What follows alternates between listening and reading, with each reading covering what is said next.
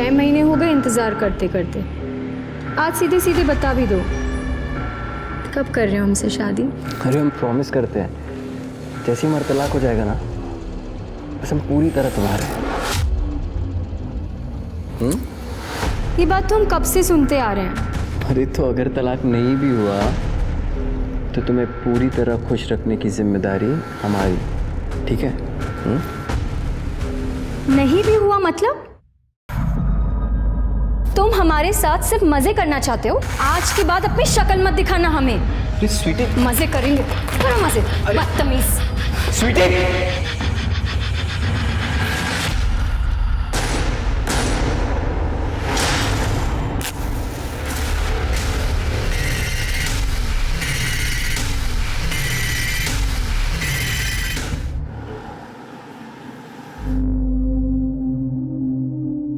अच्छा भाभी जी, मैं चलता हूँ, ठीक है? ठीक।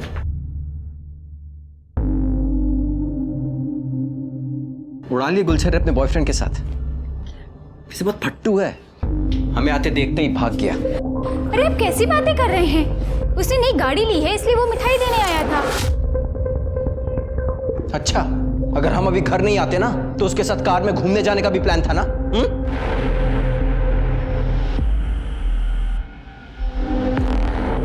पिंकी, बेटा तुम अंदर जाओ। कम से कम पिंकी के सामने तो ऐसी बातें मत बोलिए। तो तलाक क्यों नहीं दे देती हमें? उसके बाद जितने मर्दों के साथ गुलछर्रे उड़ाने हैं ना, उड़ाते रहना। गुलछर्रे हम नहीं, आप उड़ाते हैं बाहर। हम कुछ बोलते नहीं है, इसका मतलब ये नहीं कि हमें कुछ पता नहीं है। और रही बात तलाक की, भूल जाइए उसे आप। आपका मन हमसे भरा है और आपको तलाक देकर हम अपनी पिंकी की जिंदगी खराब नहीं कर सकते। और अगर आपको तलाक चाहिए तो ये घर और गांव की प्रॉपर्टी मेरे और पिंकी के नाम आप कर दीजिए।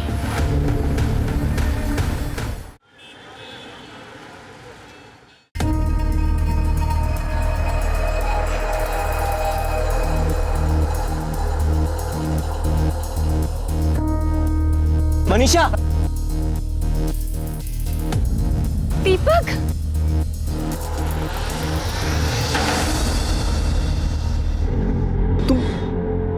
तुम यहाँ कैसे? पूरे 11 साल बाद मिल रही हो तुम्हारी शादी के बाद। हाँ? अरे मैं तुम्हारे पुराने पति पे गई थी, फिर पता चला कि तुम वहां पे रहते ही नहीं हो। वो तो 4 साल पहले ही छोड़ दिया, लेकिन तुम यहाँ कब आई? पिछले साल मेरे पति के एक एक्सीडेंट में डेथ हो गई, फिर माँ बाप के पास आ गई। अब वो भी नहीं रहे तो भाई रवि अब मेरा सहारा है। बच्चे तो कभी हुए ही नहीं। मैं तुम्हारा जैसा प्यार अपने पति को कर ही नहीं पाई दीपक, और ना वो मुझे।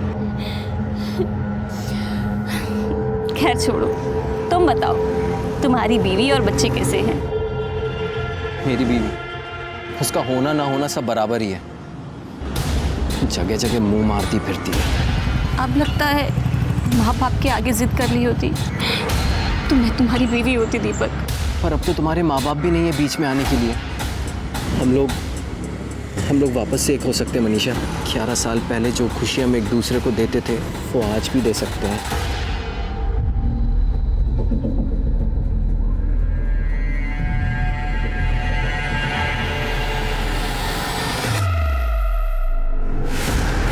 सुनिए जी आपके पति दीपक वर्मा है ना जी। आपके पति को हार्ट अटैक आया है। क्या? उनको यहाँ के गवर्नमेंट हॉस्पिटल में एडमिट किया मैंने। आप कौन है? मैं उनके ऑफिस में काम करता हूँ, उन्होंने मुझे आपको लाने के लिए भेजा है। जल्दी आइए आइए। सीट बेल्ट बांध लो आप।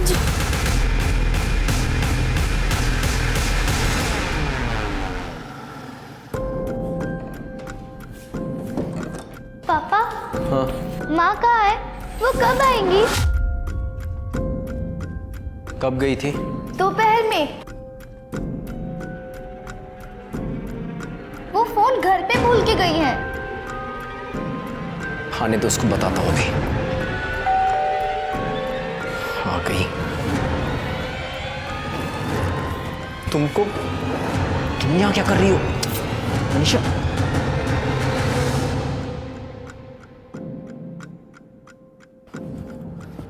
बेटा आप अंदर जाके पढ़ाई करो। हाँ, हम बुलाते हैं आपको। तुम यहाँ क्या कर रही हो? कोई देख लेगा तो? देख लेने दो, मुझे किसी का डर नहीं। मनीषा, अरे मिठाई तो लाओ। तुम ना मुंह मीठा करो। पर ये कौन है? पहचाना नहीं? ये मेरा भाई है रवि। 11 साल पहले मिले थे तो छोटा सा था और हमारी मदद करने लायक नहीं था, लेकिन अब इसने हमारी मदद कर दी है। तुम्हारी बीवी को हमारे रास्ते से हटा दिया दीपक। सर पता नहीं हमारी बीवी राधा कहाँ चली गई। सर बहुत ढूंढने की कोशिश करी पर कहीं नहीं मिल रही। सर प्लीज कुछ कीजिए सर, हमें समझ में नहीं आ रहा हम क्या करें। तुम निराश मत हो, तुम्हारी बीवी को ढूंढने की कोशिश करेंगे। यादव, जी सर। इनकी मिसिंग कंप्लेन लो और कार्रवाई शुरू करो। आइए। Thank you sir. Hello,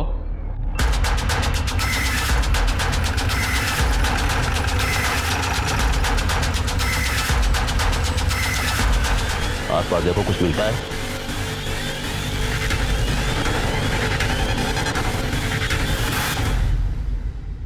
sir, ये सैंडल मिला है। कुछ मिला?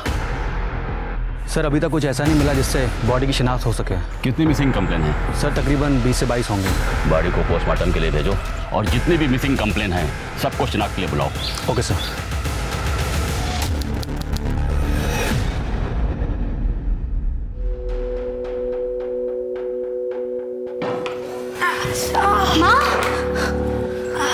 माँ, कितनी बार कहा है आपको? हमें बुलाया करो ना, हम हैं ना। बताओ आपको क्या चाहिए? अरे बेटा, इस उम्र में थोड़ी थोड़ी देर में बाथरूम जाना पड़ता है। अब तुझे बार बार तकलीफ देना अच्छा नहीं लगता है। माँ, आपने ऐसे कैसे सोचा? बेटी है तुम्हारी, आप हक से बोलो। जिंदगी भर हमें तो तुम्हें संभालना है। आइए आराम से। अच्छा माँ, हम चलते हैं, आप ध्यान रखिए अपना। ये लो सामान की लिस्ट। आगे से खुद ही जाना सामान लाने के लिए। इतनी बड़ी लिस्ट थमा दी। प्रकाश, ये बाकी के पैसे कहाँ हैं? वो तो खर्च हो गए। क्या 500 रुपये खर्च हो गए? मुझे तुम्हें सामान लेने भेजना ही नहीं चाहिए था। तुम्हें पता नहीं मेरी हालत क्या है? अरे ब्यूटी पार्लर से इतनी इनकम नहीं हो पाती है और तुमसे ना हम कमाई की उम्मीद ही छोड़ चुके हैं। हम तो कब से कह रहे हैं इस घर को बेच देते हैं, पैसों की दिक्कत भी खत्म हो जाएगी। इतना बड़े घर का करेंगे क्या? एक छोटा सा घर ले लेते हैं और एक अच्छा सा बिजनेस स्टार्ट कर सकते हैं। अरे ऐसे कैसे बेच दे घर? ये हमारा पुश्तैनी मकान है। दादाजी और पापा ने बड़े प्यार से इस घर को बनाया है। काफी यादें जुड़ी इस घर से, हम नहीं बेच सकते ऐसे। उन यादों को अचार डालोगी क्या? माँ की तबीयत देखिए, दिन ब दिन बिगड़ती जा रही है। जहाँ भी बैठती है वहाँ पे कपड़े गंदे कर देती है। कम से कम उन पैसों से माँ के लिए एक अच्छी नर्स रख सकते हैं। प्रकाश, अगर तू नौकरी कर लेना तो भी इस घर की हालत सही हो सकती है, समझा? हाँ, मेरे काम करने से सब ठीक हो जाएगा, पर ये घर मत बेचना। तो फिर से शुरू हो गया और मेरे जीते जी ये घर नहीं बिकेगा, समझे?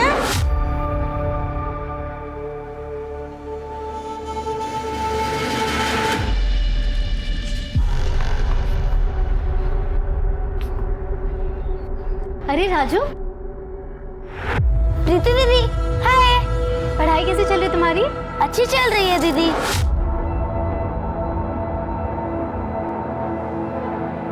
ये लो तुम्हारी चॉकलेट। थैंक यू दीदी। क्या कर रहा है उधर? स्कूल नहीं जाना? चल अंदर जा, तो जाके तैयार कर। है क्या हाथ? क्या ये? चॉकलेट। कितनी बार कहा है अजनबी लोगों से कुछ मत लिया कर। समझ में नहीं आती बात एक बार में? चल ना।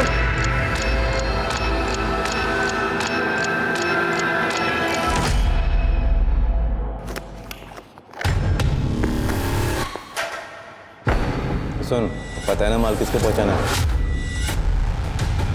पता है चाचा, लेकिन कल तो ऐसा लग रहा था कि पुलिस वाले अंकल हमें पकड़ लेंगे। चुप कर।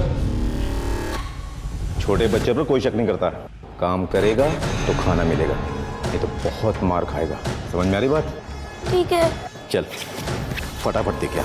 शाबाश।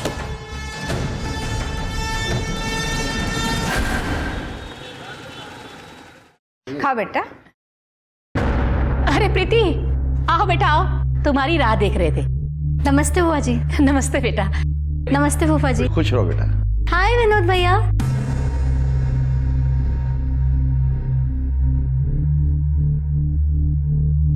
मैं ना कहती थी कितनी अच्छी जोड़ी लग रही है दोनों की।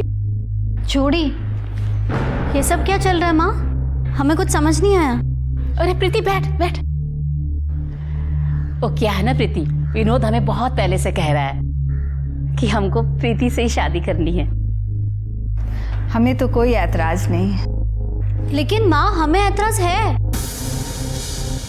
विनोद हमारा कजिन भाई है, बचपन से उसे भैया कहते आ रहे।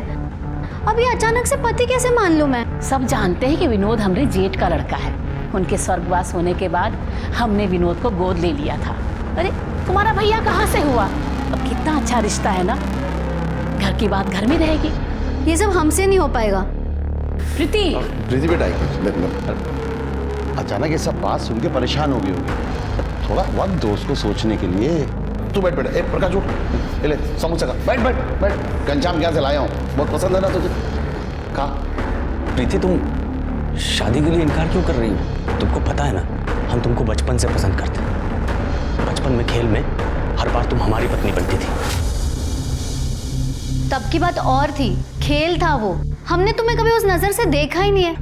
देखो प्रीति, मेरा दिल मत तोड़। तुम्हें चाहिए तो और समय ले लो। हम सब सोच समझ कर ही कह। बहुत हो गया तुम्हारा नौटंकी। अगर तुमको शादी नहीं करनी है ना तो ये घर बेच दो।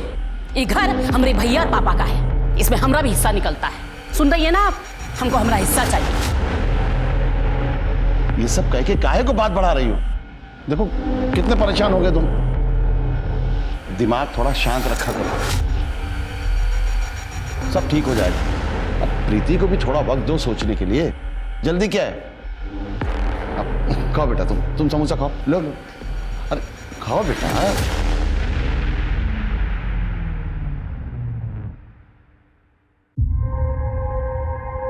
Okay, thank you.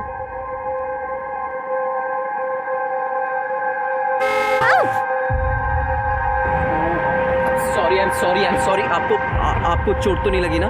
नहीं नहीं, मैं ठीक हूँ, कोई बात ये नहीं। श्योर ना? हाँ मैं ठीक हूँ। अच्छा सुनिए, मेरा एक बिजनेस है। I mean MK adult diaper की जो एजेंसी है ना, वो मेरे पास ही है। उसी की मैं डिलीवरी करने आया था यहाँ पे। अगर आपकी पहचान में कोई एडल्ट हो जिनको इस तरह की कोई ज़रूरत हो तो प्लीज़ बताइएगा। वो हमारी माँ बीमार रहती है, तो क्या आपका प्रोडक्ट उनको काम आएगा? बिल्कुल आएगा। और सबसे अच्छी बात तो ये बहुत ही रीजनेबल है और कंफर्टेबल भी। ये बुजुर्गों को ध्यान में रखकर ही इसे बनाया गया है। वेट, ये लीजिए। ठीक है, कितने पैसे हुए? अरे नहीं, ये तो सैंपल है। आप इसे लेकर जाइए, अपनी मम्मी को बोलिए इसे इस्तेमाल करें। अगर वो कंफर्टेबल होंगी तो नेक्स्ट ऑर्डर आप जब देंगी ना तब मैं पेमेंट ले लूँगा। ओके, ठीक है, थैंक यू। आपका पता? जी, वो कस्टमर फॉर्म भरवाना पड़ता है ना, ये देखिए। अच्छा लिखिए। Thank you.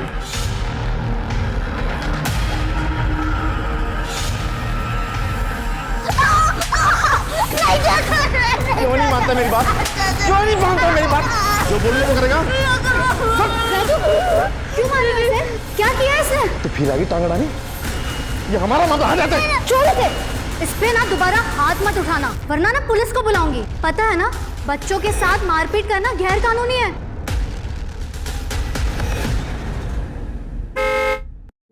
प्रीति जी। ओह हाय।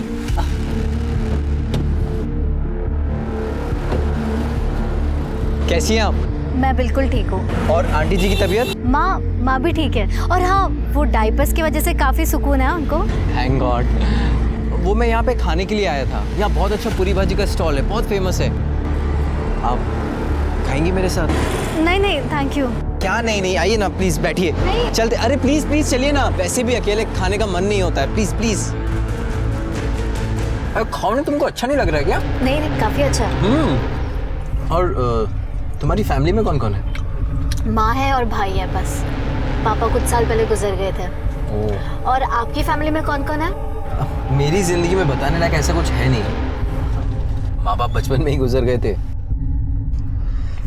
और बीवी बच्चे? मैं तो खुद अभी बच्चा हूँ।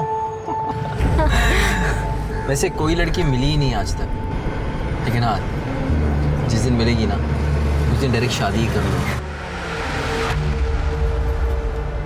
प्रीति? विनोद? कौन है तू? विनोद चल विनोद अरे निकल रहा हूँ ना, एक मिनट। विनोद क्या हुआ क्या? कौन है तू? हुआ? क्या करता है इसके साथ? ए, हमारी होने वाली बीवी है, समझ गए? विनोद ये क्या बदतमीजी है? ये सेल्समैन है, हमने माँ के लिए डायपर भी इनसे लिए थे। हम जानते हैं इन्हें, मिल गए थे तो पूरी भाजी खाने आए थे बस। पूरी भाजी? हाँ? प्रकाश लेके जा इसको। चल चल, हम करवाते हैं तेरी आज की। चल बैठ। क्या देख रहे हो बे? हैं? प्रीति के आसपास भी नजर आए ना, जिंदा गाड़ देंगे तुमको। ये जो डायपर लेके घूमते रहते हो ना, वो तुम्ही को पहनना पड़ेगा, समझ गए? चल चल निकल।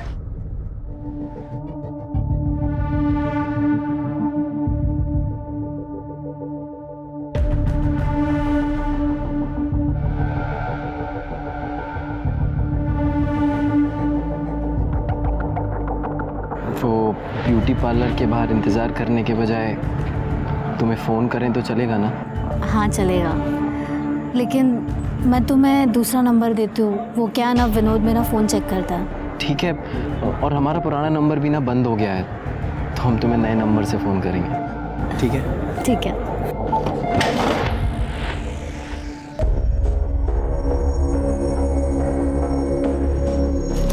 भैया दिन में ये सप्लाई का काम और रात को चौकीदारी, दो काम करके दिमाग भर आ गया है। पर क्या करें, परिवार के लिए सब करना पड़ता है। चंदन फ़ोन दे जरा अपना। क्या बात, नई लौड़िया पटाई होगा? भैया मौज तो आप ही ले रहे हैं, आज ये कल वो परसों कोई और हैं? हाँ, वो हम मनोहर लॉज जा रहे थे क्लाइंट से मिलने के लिए। अगर तुम फ्री हो तो वहीं आ जाओ, वहीं से फिर घूमने चलेंगे।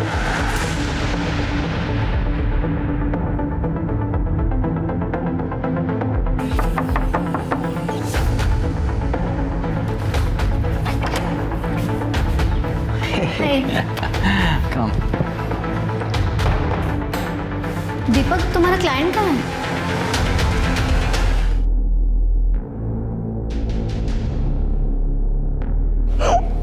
क्या हुआ?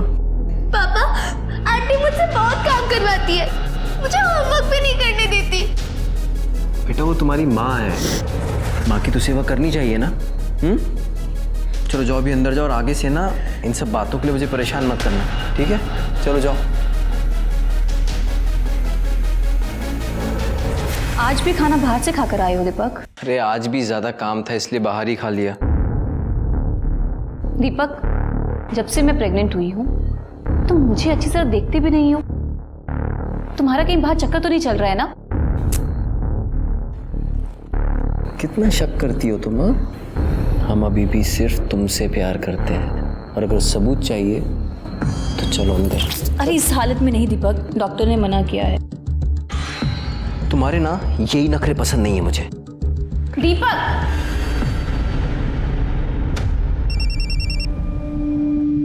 हाँ दीदी। रवि, हमें लग रहा है कि दीपक हमसे कुछ छुपा रहा है। शायद उसका कहीं चक्कर चल रहा है।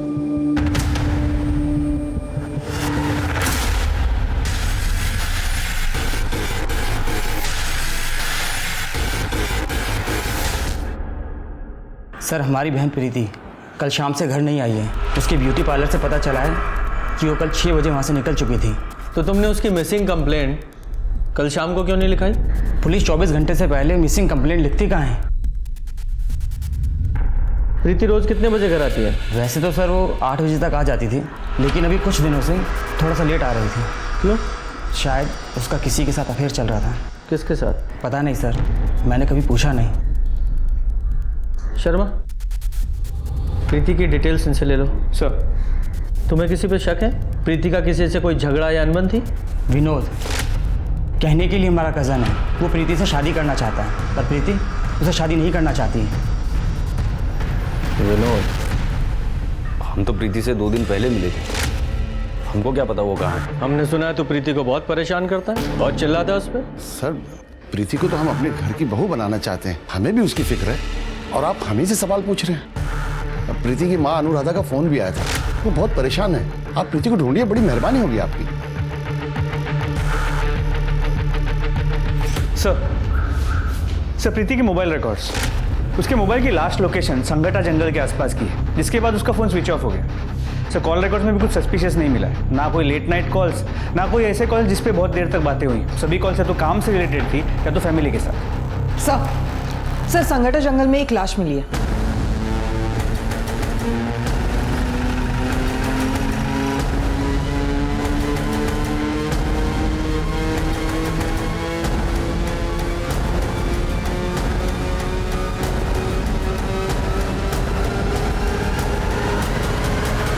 जरा चेक करो। सर ये तो प्रीति है। जिसका डर था वही हुआ।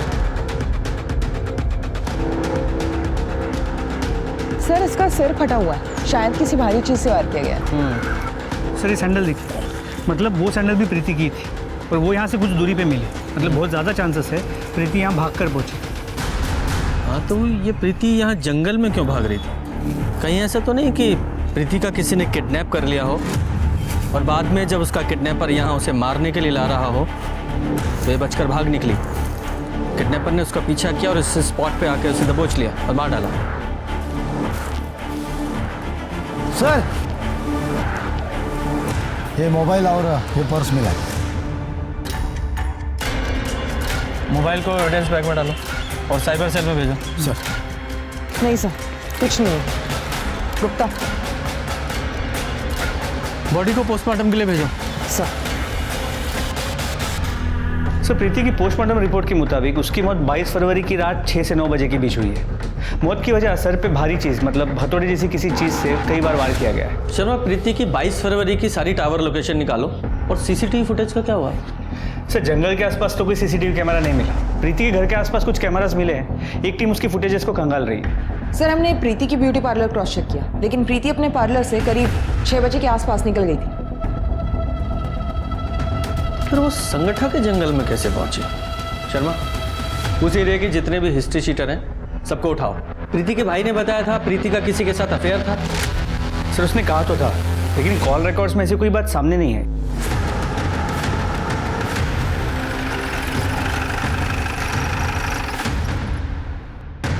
सर माँ घर की तलाशी लो।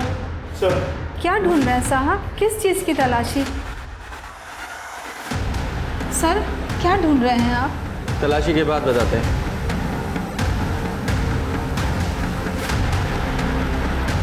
सर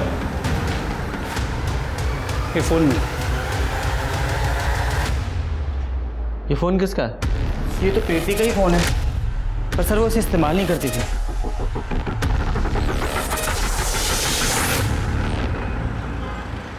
ठीक है सर प्रीति के पुराने फ़ोन को चेक किया, पिछले 1 महीने से वो सिर्फ एक नंबर से बात कर रही थी। सर वो नंबर किसी चंदन मिश्रा के नाम पे रजिस्टर्ड है। उठा के लाओ चंदन मिश्रा को। साहब उस दीपक सिन्हा का अफेयर चालू था प्रीति के साथ। उससे बात करने के लिए वो हमारा फ़ोन इस्तेमाल करता था, कभी कभी तो खुद ही जेब से निकाल लेता था साहब। पुरानी जान पहचान थी तो हमने मना भी नहीं किया। इसके अलावा हम कुछ नहीं जानते साहब, हमने कुछ नहीं किया साहब। कुछ अच्छी कहानी है। कहानी नहीं है साहब, ये देखिए साहब, ये है दीपक सिन्हा। शर्मा इस दीपक सिन्हा की पूरी डिटेल्स निकालो।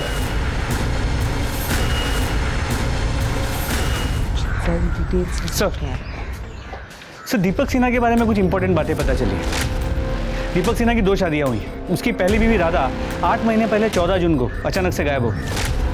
दीपक सिन्हा ने शिवनगर पुलिस स्टेशन में उसकी मिसिंग कंप्लेंट भी दर्ज की। लेकिन सर ताज्जुब की बात यह है कि राधा के गायब होने के 1 महीने के अंदर दीपक ने दूसरी शादी कर ली मनीषा के साथ। इंटरेस्टिंग। सर अभी दीपक मनीषा और अपनी पहली बीवी से हुई बेटी पिंकी उनके साथ शिवनगर में ही रहता है। शर्मा शिवनगर पुलिस स्टेशन में जाके पता करो कि राधा मिसिंग केस का क्या हुआ।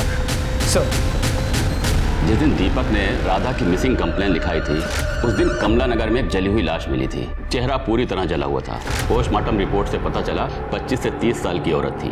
गला घोंटकर उसको मारा गया। मैंने कुछ लोगों को बुलाया था बॉडी की शिनाख्त के लिए। बॉडी के पास हमें चप्पल मिली है, क्या आप लोग इसे पहचानते हैं? ये तो शुभांगी की चप्पल है। शुभांगी मेरी बेटी की लाश। नहीं सर ये हमारी बीवी नहीं है सर। पता नहीं हमारी राधा के साल में होगी। राधा मिसिंग केस तो अभी भी ओपन है। लेकिन राधा का अभी तक कुछ पता नहीं चला। आपने बॉडी की डीएनए टेस्ट करवाई थी? नहीं, हमने डीएनए सैंपल लिया था, लेकिन चौबे फैमिली ने जब बॉडी की शिनाख्त कर ली तो हम लोगों ने बॉडी उनको सौंप दी। वेरी गुड शर्मा, ये डीएनए प्रिजर्व है, ये तो हमारे लिए बहुत अच्छी खबर है। इस चौबे दंपति को ढूंढो, उनकी ज़रूरत पड़ेगी। तब तक मैं इस दीपक की खबर लेता हूँ। Okay sir. प्रीति? कौन प्रीति सर? मैं किसी प्रीति को नहीं जानता। नाटक बंद कर। वो चंदन है ना तेरा सिक्योरिटी वाला, सब उगल दिया उसने। तेरा अफेयर था ना प्रीति के साथ। दीपक, ये सब क्या है? इंस्पेक्टर सर क्या बोल रहे हैं? 22 फरवरी की शाम को 6 से 8 बजे के बीच कहाँ था तू? मैं तो ऑफिस में ही था सर। अच्छा, क्या सबूत है? सर सबूत तो हम खुद हैं सर। हमारा प्रीति के खून से कुछ लेना देना नहीं है सर। मैंने खून कब कहा? मैंने तो ऐसा कोई आरोप नहीं लगाया।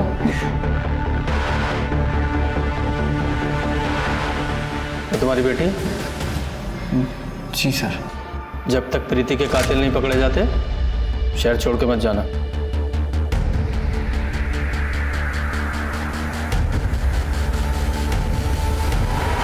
आपकी बेटी शुभांगी के केस के बारे में आपसे बात करनी थी।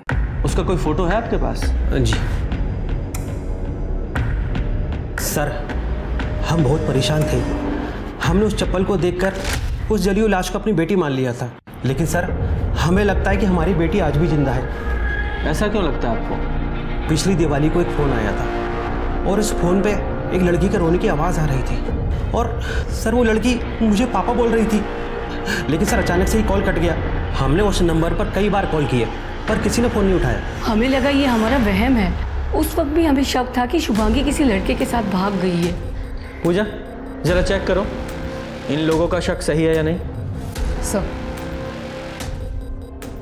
शर्मा, इन दोनों के डीएनए सैंपल ले लो और जरा मैच करा के देखो। सर।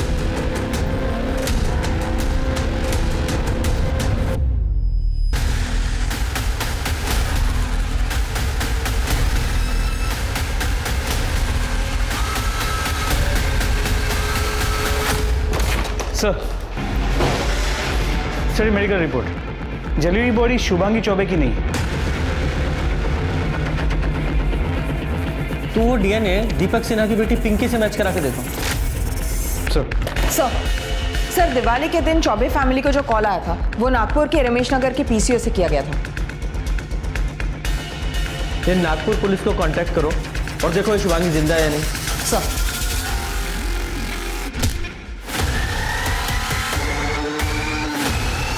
लीजिए भाभी, खाना खा लीजिए। ऐसे कब तक चलेगा भाभी? ऐसे में आपकी तबीयत और खराब हो जाएगी। खा लीजिए। अब भगवान की इच्छा के आगे किसका जोर चला है भाभी जी? हम भी तो प्रीति को अपने घर की बहू बनाने का सपना देख रहे थे, सब मिट्टी में मिल गया। जिसने भी ये किया है भगवान माफ नहीं करेगा उसको। जाने वाले के साथ मरा तो नहीं जाता ना। हम है, प्रकाश है, हम सब आपका ख्याल रखेंगे। तो वैसे प्रकाश है कहाँ? हाँ ठीक है, जाओ जरा आसपास चेक करो, बॉडी चेक करो। सर ये तो प्रकाश है, प्रीति का भाई। एक ही परिवार के दो लोगों का खून होना ये कोई इत्तेफाक नहीं हो सकता। जरूर इसके पीछे कोई गहरी साजिश है। सर, इसके सिर पे भी वार किया गया है। घाव गहरा नहीं है, लेकिन ये चद्दर पे खून के निशान है और सर ये गले पे रस्सी के निशान है। ये देखकर लग नहीं रहा है ये क्राइम सीन है। सर, ये चद्दर पे से बाल मिला है। इसे लैब में भेजो सर। और चादर को भी लैब में भेजो और बॉडी को पोस्टमार्टम के लिए भेजो।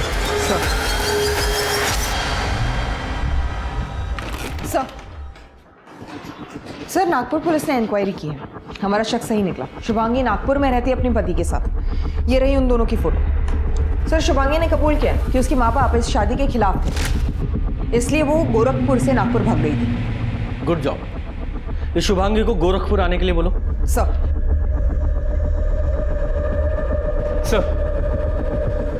उस जली हुई बॉडी का डीएनए दीपक की बेटी पिंकी के डीएनए से 50% मैच करता है। वो बॉडी राधा की ही थी। सर, एक और सस्पिशियस बात पता चली। दीपक और उसकी दूसरी बीवी मनीषा बहुत पुराने आशिक हैं। और मनीषा का भाई रवि हिस्ट्री शीटर है, मारपीट के केस में अंदर जा चुका है। ये दीपक सिन्हा ने अपनी पत्नी राधा की मिसिंग कंप्लेन 14 जून 2019 को दर्ज की थी ना? जी सर। ये मनीषा और उसके भाई रवि की 14 जून 2019 की डिटेल्स निकालो। चल बैठ गया। मैम, आपको कोई गलतफहमी हुई है। मैं प्रेग्नेंट हूँ और इस हालत में मैं किसी का खून कैसे कर सकती हूँ? और वैसे भी उस दिन तो मैं डॉक्टर के पास गई थी। चुप, एकदम चुप रहे। 8 महीने पहले शिवनगर पुलिस को जिस औरत की जली हुई लाश मिली थी वो तेरी बीवी राधा की थी, और ये बात साबित हो चुकी है। तू बताएगा या तेरे हलक से निकलवाऊं? साहब हमने नहीं मारा उसको साहब इसने मारा है उसको। साहब झूठ बोल रहा है साहब, मैंने किसी को नहीं मारा साहब। 14 जून जिस दिन राधा का मर्डर हुआ, तेरे मोबाइल के टॉवर की लोकेशन उसी एरिया की थी जहां में उस औरत की जली हुई बॉडी मिली थी। पूरी इन्फॉर्मेशन है हमारे पास। साहब हमने कहा था ना साहब, यही खूनी है साहब। तेरे लिए किया मैंने सब कुछ, ये हमारे लिए किया, अपनी बहन के लिए किया। हमने कहा था राधा को मारने के लिए। मेरी बहन के नाम लगा तू से बीच में। अब ये भी बताओ कि प्रीति और प्रकाश को क्यों मारा? साहब हम तो प्रीति से प्यार करते थे, हम क्यों मारेंगे उसको? साहब इसने ही मारा है साहब प्रीति को भी। अच्छा, पहली बीवी को मारकर दूसरी शादी की और दूसरी बीवी के होते हुए तीसरी लड़की के पीछे पड़ा था तू। अगर तू प्रीति की जिंदगी में नहीं आता तो ये उसे नहीं मारता, जिंदा होती वो आज। साहब मैंने सिर्फ राधा को मारा साहब। आपके पति दीपक वर्मा है ना जी? आपके पति को हार्ट अटैक आया है।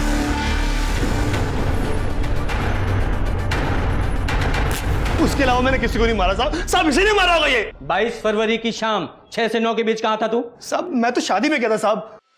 और तू कहाँ था? हम ऑफिस में थे साहब। शर्मा, जरा पता लगाओ कितना सच बोल रहे हैं दोनों। और गुप्ता, जरा अच्छे से खातिरदारी करो इनकी। सर शुभांगी को शिवनगर पुलिस स्टेशन में स्टेटमेंट देने के लिए भेजा, और ये प्रकाश की पोस्टमार्टम रिपोर्ट। सर रिपोर्ट के हिसाब से उसकी मौत गला दबाने की वजह से हुई, लेकिन मौत से पहले उसके सिर पे किसी भारी चीज से वार किया गया था। सर प्रकाश के चद्दर पर उसके अलावा और किसी के भी हेयर सैंपल्स मिले। सर आनंद नगर में जो सीसीटीवी कैमरास मिले थे उनमें से 2 कैमरा की फुटेज में कुछ ऐसा मिला है जो काफ़ी सस्पिशियस है। दिखाओ। सर ये देखिए, प्रीति इस कैमरा के सामने से करीब 6:35 पे गुजर रही है, और इस कैमरा के सामने वो करीब 7 बजे पहुंच रही है। मतलब सर उसे 25 मिनट लगे। लेकिन जब हमने इसके पहले के दिनों की फुटेजेस को कंपेयर किया तो ये डिस्टेंस कवर करने के लिए वो सिर्फ 10 मिनट ले रही थी। मतलब 15 मिनट के लिए ये प्रीति कहीं रुकी थी। लेकिन सर उस रास्ते पे सिर्फ एक बंद घर, वहाँ क्या करने गई? ये तो पता लगाना पड़ेगा।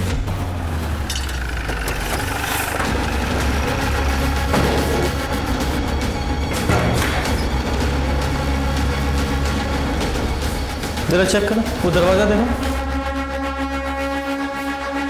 चलो जरा चेक करो।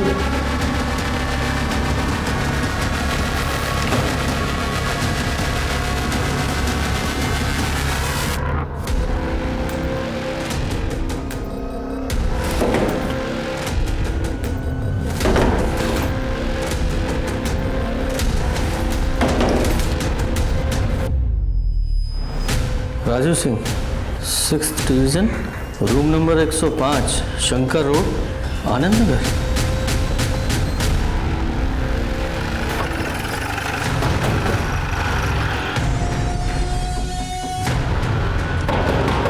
कौन है? बोलो।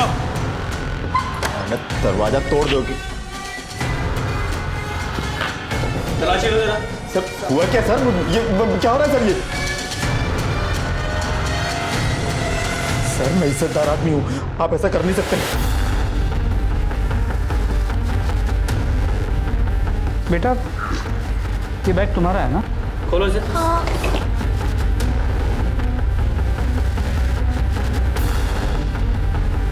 तुम्हारे बैग में ये कट्टा कहाँ से आया?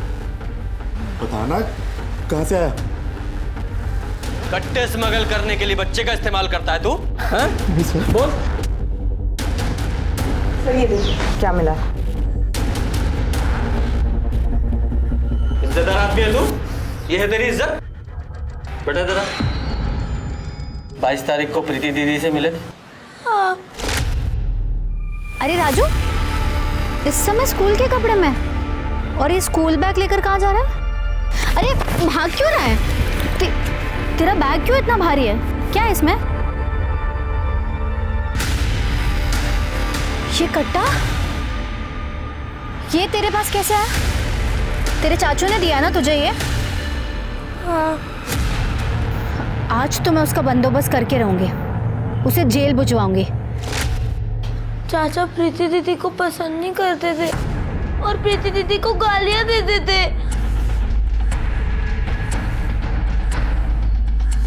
प्रीति के पुलिस में कंप्लेन करने से पहले मार दिया उसको तूने। अरे साहब मैं उस दिन उससे मिला ही नहीं, मैं पूरा दिन अपने घर में था। पता ना तेरा चाचा कहाँ था? वो क्या बताएगा? तो कितना सच बोल रहा है सब पता चल जाएगा। थाने चल के तेरे हलक में से उगलवाएंगे। लेके चलो इसे। हेलो, ठीक है हम देखते हैं। सर, मुन्ना खबरी का फ़ोन था। आनंद नगर के मनोहर लॉज में हर कमरे में कैमरा लगे हुए हैं। वहाँ कपल्स आते तो उनकी रिकॉर्डिंग की जाए।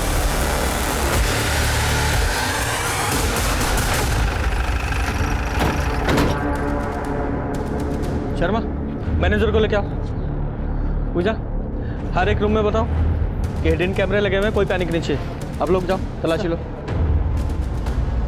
अरे साहब हमने क्या किया बता दो साहब। बट मैंने किया क्या है साहब? अभी पता चलेगा।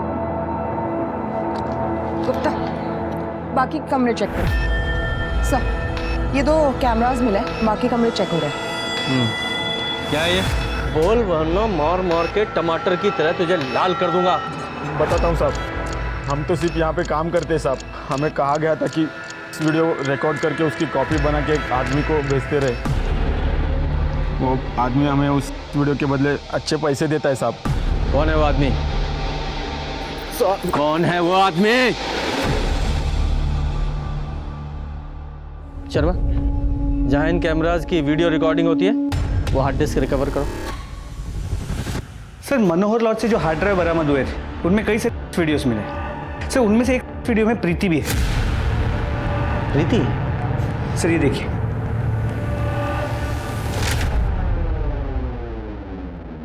कोई नहीं है, सिर्फ मैं हूं तुम्हारा आशिक। प्लीज दीपक, ये सब मत करो। अरे प्रीति, प्यार करते हैं हम तुमसे। और कुछ नहीं होगा। दीपक प्लीज दूर जाओ। कुछ नहीं होगा प्रीति, मैं बोल रहा हूँ। दीपक मुझे छोड़ो। देखो शादी के बाद ये सब ठीक है, लेकिन उसके पहले कुछ भी नहीं।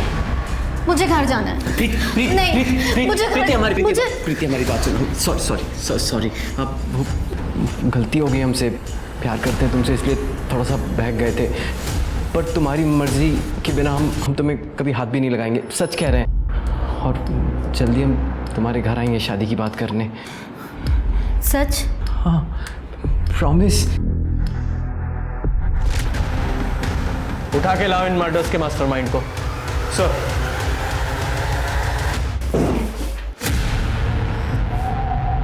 सीधे सीधे सच्चाई बताओगे या और मार खाओगे? बता रहे हैं। उस लॉज से हमने जब नए वीडियो का स्टॉक मंगाया तो उसमें हमको प्रीति भी दिखी। हमारा माथा घूम गया, इसलिए घर जाते वक्त प्रीति को हमने बात करने के बहाने गाड़ी में बैठाया और जंगल के पास लेकर गए। ये सब काम करती हो तुम? होटल में जाके रंगरलियां मनाती हो, कल को रास्ते में खड़े करोगे। ये घटिया काम तुम्हें पसंद है पर मेरा बेटा नहीं। देखिए फूफा जी, हमसे ना तमीज से बात कीजिए, और ये हमारा पर्सनल मामला है, आप बीच में मत पड़िए। तो जिसके साथ मुंह काला कर रही है ना होटल में, वो दीपक वर्मा शादीशुदा है। वो 2 शादी की है उसने।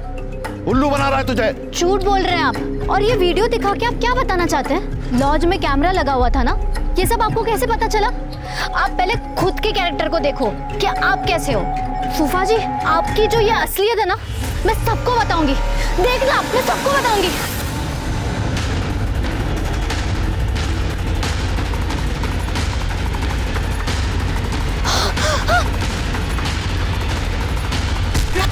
ये बात हमने अपनी बीवी को बता दी।